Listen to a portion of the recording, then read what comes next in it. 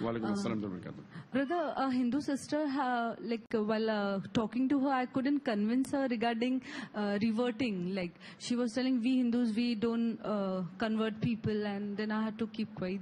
I told her about the concept of hell and heaven and all those things, but she was not convinced. So how to convince a Hindu regarding reverting or converting people?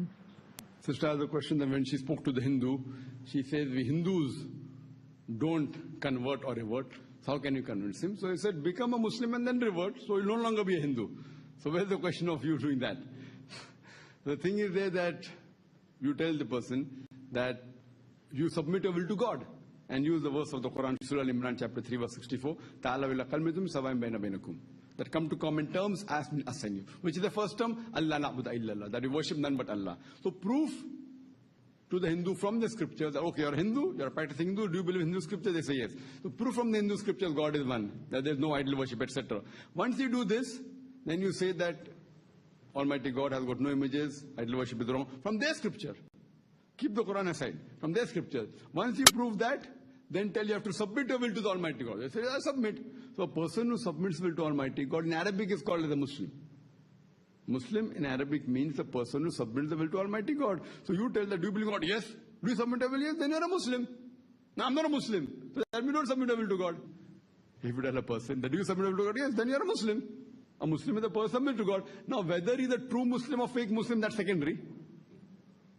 Whether he truly submits to a true God or fake God, that will go secondary. So you tell the person, you believe in God, I believe in God. Do you submit your will? Yes. That means you're a Muslim in Arabic. So I'm not a Muslim. That means don't submit your will to God. So if you ask the person that, are you Imandar? Yes. Then you're honest. But I'm not honest.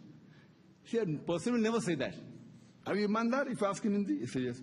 That means honest in English. He says yes. Because they understand English and Hindi. So now you tell them in Arabic, for a person who submits will to God is a Muslim. Fine? So similarly, that way, a person who lives in India is a Hindu. That way I am a Hindu. That is geographically. But if you say Hindu who does idol worship, then I am not a Hindu. So similarly, if you submit your will to God, you are a Muslim. And then you have to prove to that Hindu what is the true concept of Allah subhanahu wa ta'ala, true concept of God. And you can refer to my video cassette, Similarities Between Hinduism and Islam, which speaks in great detail. So give this cassette to her, this tape to her, let her think. But how to give the last push is important. The push, last push. Otherwise you do your job but you don't have the last push. So how to give the last push is important, and choosing of words is important.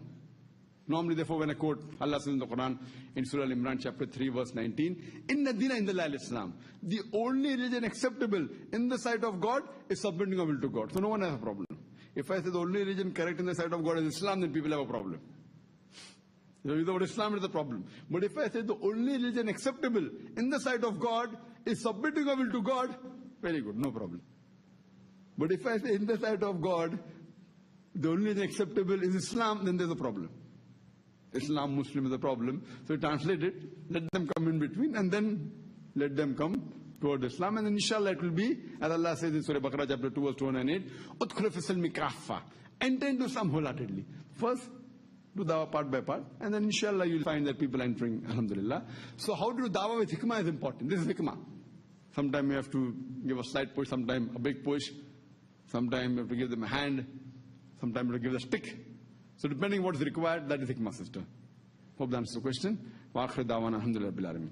Ya Rabbu innaka anta salam minka salam ilayka salam.